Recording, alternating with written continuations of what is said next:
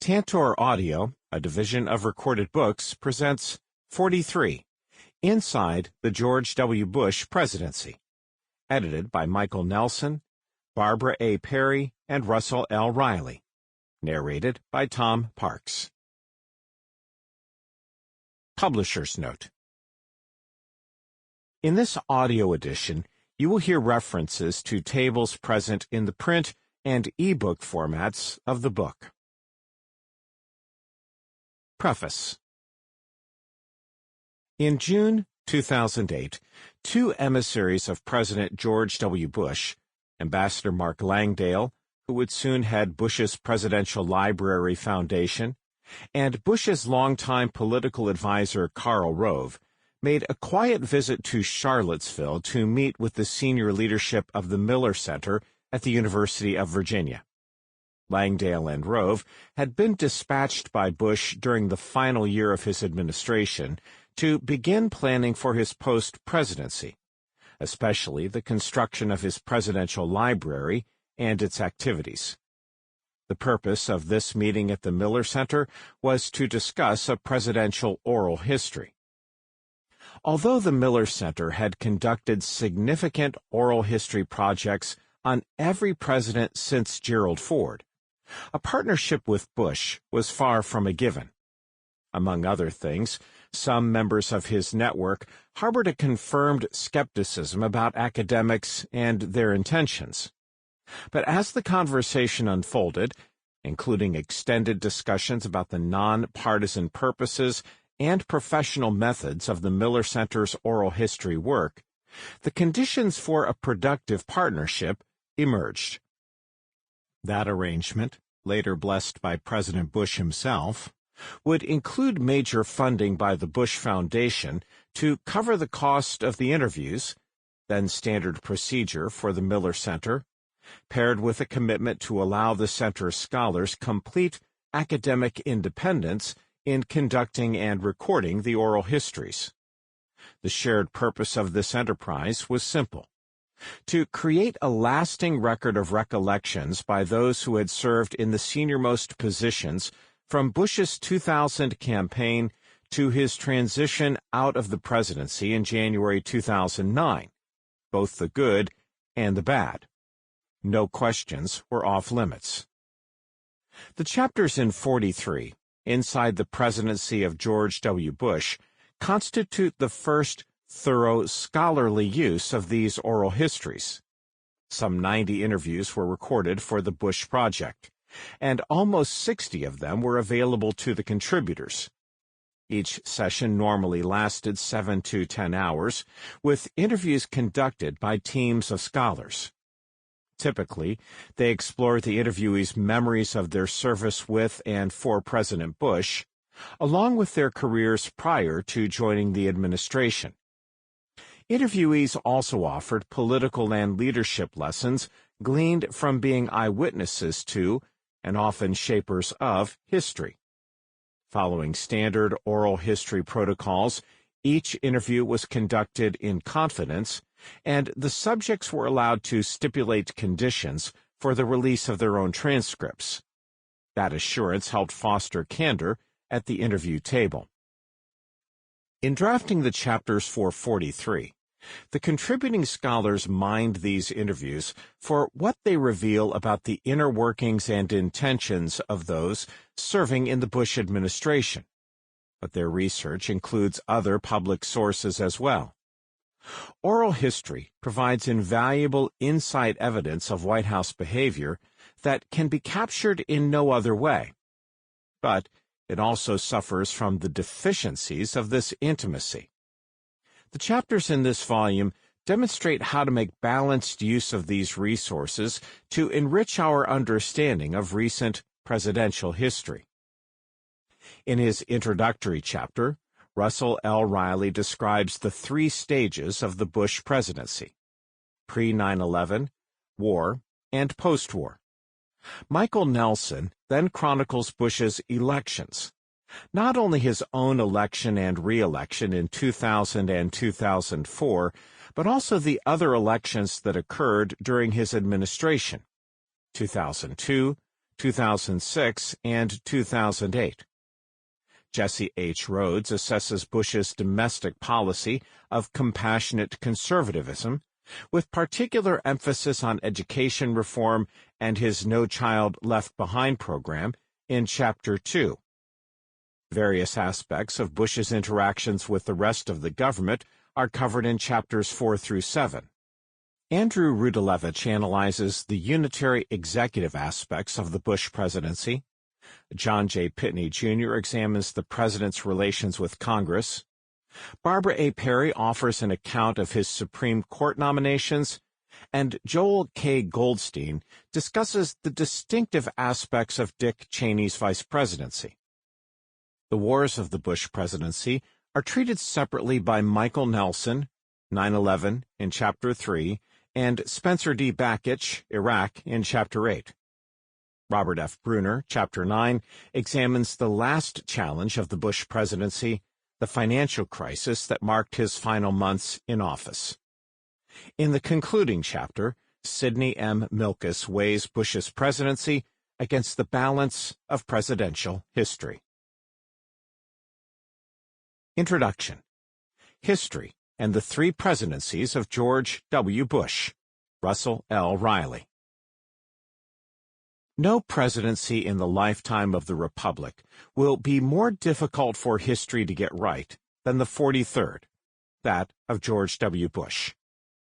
In part, this is a function of the extraordinarily controversial nature of Bush's tenure. The first person to win the office while losing the popular vote since Benjamin Harrison in 1888, Bush was encumbered from the beginning with questions about his political legitimacy.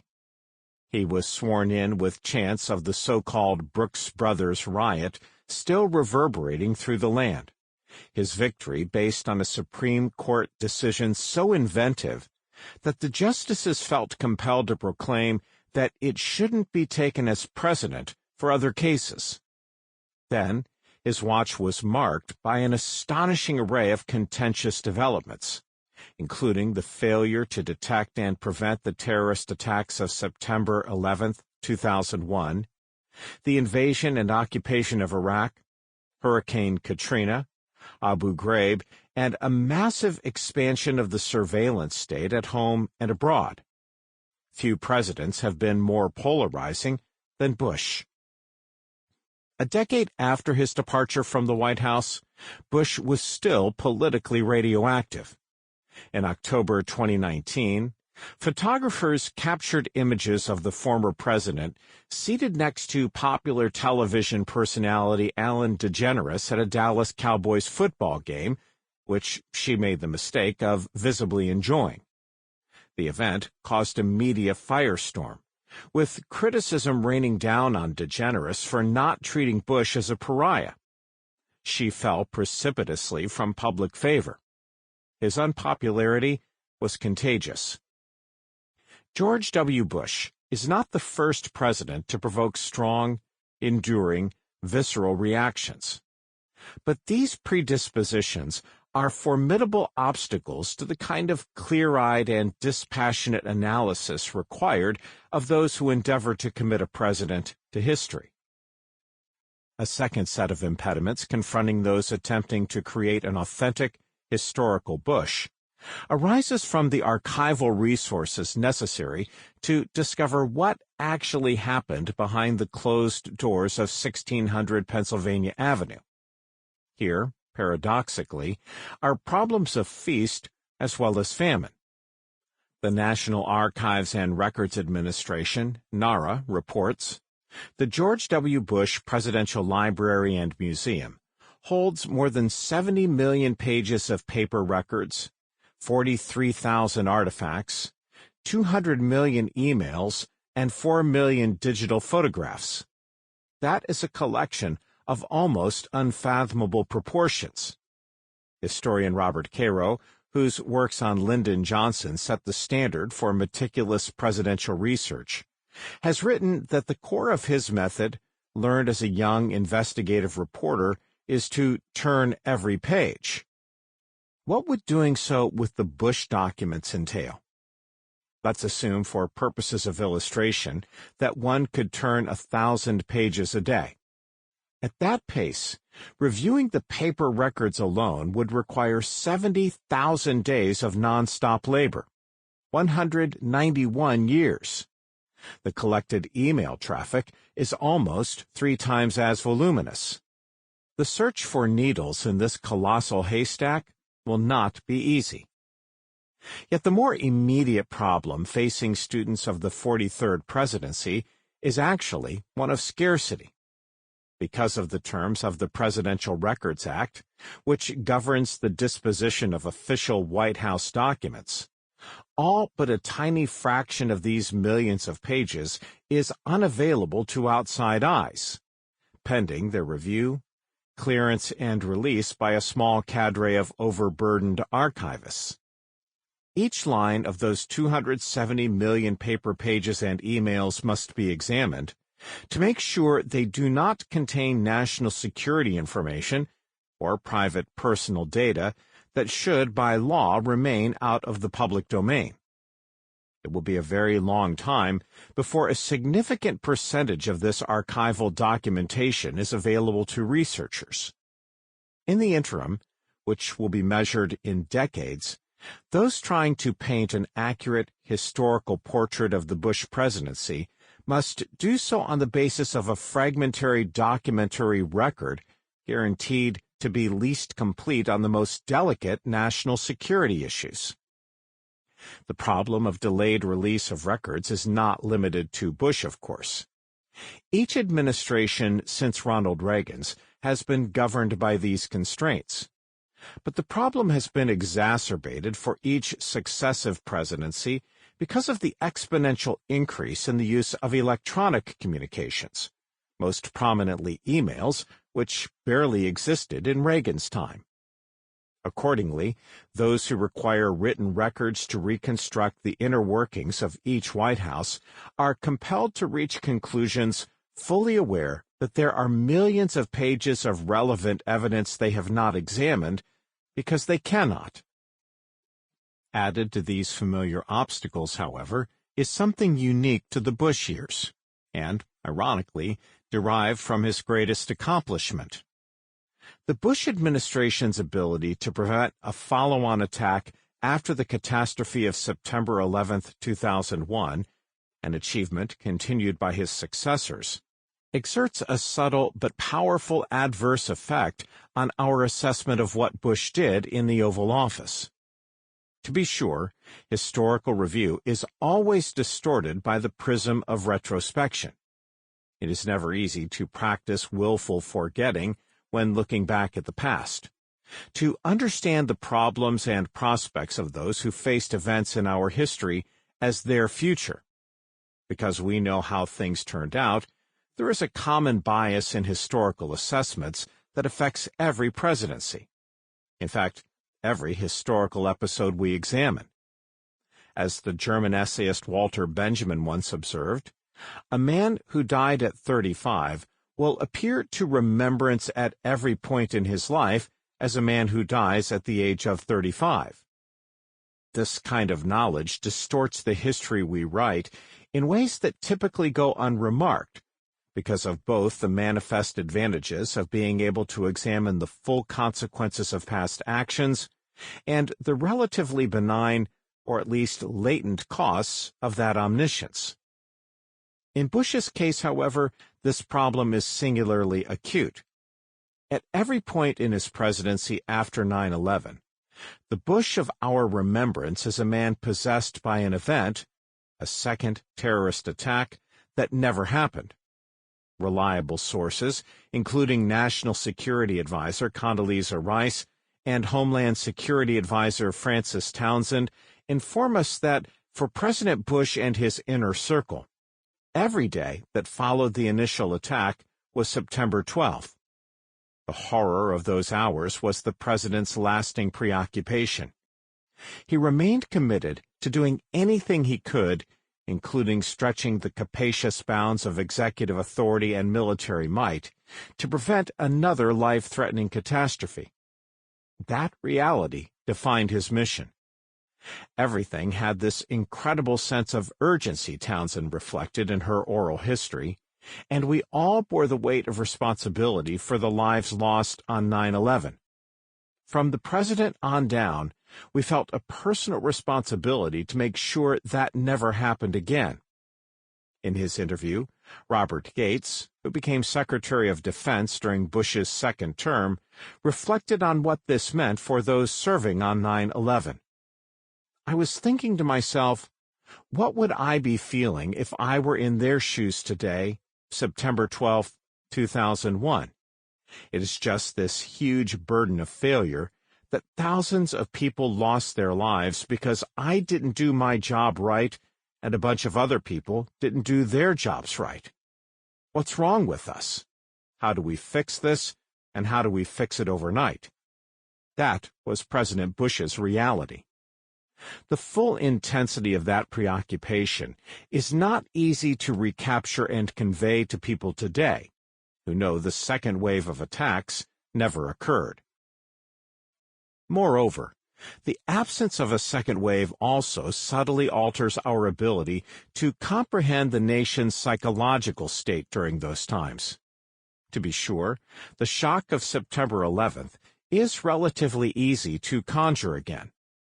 Anyone old enough to have memories of that day can recall watching the Twin Towers collapse. Typically bundled with these memories are fragmented images of chaos and unity. Masses of New Yorkers heading home on foot. Chilling accounts of the doomed passengers aboard Flight 93. The grave countenances of the former presidents who supported the incumbent as he mourned the dead from the pulpit at the National Cathedral. Bush's spirited pledge of retaliation delivered through a bullhorn in the midst of the rubble in Lower Manhattan.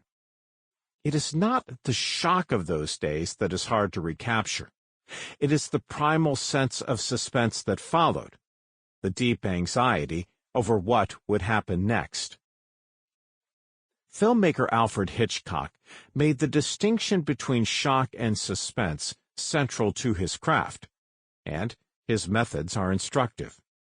More than once, Hitchcock used the following film tableau to illustrate the point. Two men are seated at a table, carrying on an idle conversation. Without warning, a bomb goes off beneath them, killing both. The effect on the audience, Hitchcock notes, is shock. The sudden event stuns the viewer. But that effect is relatively short-lived. The film moves on to the next scene. Then, Hitchcock suggests an alternative. At the moment the two men meet, show the audience that there is a bomb under the table that will detonate in 5 minutes. That knowledge manufactures suspense. There is a looming menace as the clock ticks. Unease mounts as each minute passes. But, according to Hitchcock, as a matter of art, the film works best if the bomb never goes off. If the danger lasts for the duration of the movie, the viewer gets no relief. Tragedy could happen at any moment. That sustained anxiety was at the heart of Hitchcock's method. Yet, for the film to work as intended, the audience could not know the ending in advance. That knowledge would ruin the effect, disarming the suspense. Hitchcock's commentary helps us understand something significant about the presidency of George W. Bush and how we recall it. Until September 11th, most Americans had no idea that there might be a bomb under the table. Indeed, the shock of that day was so great precisely because, until that moment, so few Americans had thought such an event was possible. But, for a considerable length of time thereafter, Americans were fearful of more bombs under other tables. As Peter Baker later reported in the New York Times, in the wake of the September 11th attacks, further violent death on a mass scale seemed inevitable. The clock was ticking. Today, however, we know how the story ended. The distortions of that retrospective knowledge are exacerbated by a second failure. the failure to find weapons of mass destruction in Iraq. One of the strongest memories Americans have about the Bush era is that the threat from Iraq was overstated, so it is natural for those recollections to intrude on memories of the global war on terror. That being so, the absence of a follow-up attack on the United States can easily appear to be one more indicator that the whole threat was overblown. Any such predisposition makes it exceedingly difficult to gain an accurate picture of the tenor of the times or the central motivating force of the Bush White House. This volume represents one effort to compensate for such obstacles.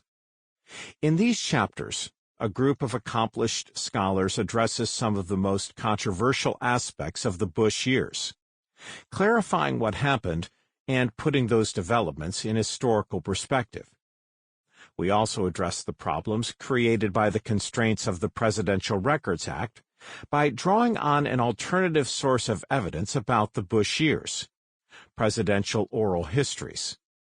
For roughly 10 years after George W. Bush left office, scholars associated with the University of Virginia's Miller Center of Public Affairs conducted scores of confidential interviews with senior officials from the Bush era, recording their memories. The chapters in this volume constitute a collective effort to mine that large cache of original historical materials. These interviews are not offered as the last word on any of the topics addressed, but they are among the most authoritative accounts available about a host of important political developments during the Bush administration. Finally, the insider accounts used throughout this book, best exemplified by Michael Nelson's curated interview passages recalling the terror of 9/11 in Chapter 3, Day of Fire, provide rich details about the inner workings of the Bush White House, including the tense character of the times. The oral histories thus convey nuances about hard decisions, choices that in retrospect may be too easily dismissed because the hunches of the decision-makers turned out to be wrong or the policies based on them turned out badly. Our scholarly mission is to understand as best we can what happened and why, which usually requires an empathetic approach, the ability to see problems through the eyes of those who were there. If we dismiss from the outset the real plight of those who govern, including the suspense of their times, there is no way to learn from their experiences.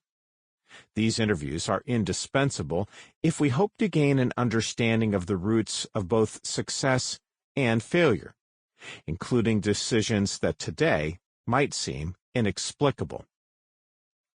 To be clear, acknowledgement of this extraordinary pressure does not amount to a blanket shield against criticism of Bush's presidency. There were dissenting voices, even among senior members of the administration, who urged more thorough diplomacy before invading Iraq, or more realistic planning for the post-war period there. But a proper historical reckoning requires an understanding of why Bush acted as he did, even when confronted with prominent voices urging caution and restraint. It is impossible to understand history if we discount the weight on one side of the scale. Presidential scholar Richard E. Neustadt has observed that only the hardest problems get to the Oval Office. Presidential decisions are usually based on a 51-49 calculation of the benefits and costs, with just as many people arrayed on one side of the issue as the other. Seldom is a presidential decision a slam dunk, even when some advisers may argue otherwise. Accordingly, one of the most important responsibilities of the presidential historian is to retrieve and account for this complexity and how the participants wrestled with it. In effect, to acknowledge the fog of war. In looking back, often our duty is not to simplify the decisions we assess, but to borrow from Cambridge classicist Mary Beard, to make things seem more complicated. Every president governs within a deep institutional and cultural environment that limits what the incumbent can do and, at the same time, creates the basis for exercising presidential leadership. Normally, this environment does not change much over time, although it is more protean than the language of the Constitution itself. For example, there was not much difference in the Constitution when Franklin Pierce and Abraham Lincoln held the presidency, but the circumstances of their times, what might generically be called their regimes, were dramatically different. Lincoln was afforded far greater opportunities to exert vigorous and independent leadership. War required it. What we find in George W. Bush's presidency is an anomaly. During Bush's 8 years in the White House, he experienced 3 distinct leadership regimes. Framing these helps us better understand the historical forces at work in his time. A Balanced System, January 20th to September 10th, 2001. George W. Bush, reflecting on his own wisecracking ways, occasionally quipped that he had his father's eyes and his mother's acerbic mouth. But he inherited something much more important from his father once he became president, an institution transformed by the successful conclusion of the Cold War. During the Cold War, the presidency was an empowered institution in a state of continuous readiness for nuclear conflict. Although it would be too much to say that the Cold War presidency was raised to the wartime heights of Lincoln, or Woodrow Wilson, or Franklin Roosevelt, those presidents who served after World War II never returned to anything close to a status of power equality with the other branches of the federal government. How could it have? Asked Senator Daniel Patrick Moynihan, Democrat, New York, in 1991. In the course of 30 to 40 years, in which presidents knew they would have 10 minutes at most to decide whether to launch a thermonuclear second strike. That persistently elevated threat, punctuated by hot wars in Korea and Vietnam, and the unnerving jolts of Sputnik and the Cuban Missile Crisis, created 2 generations of presidents who dominated the American political system and the global landscape.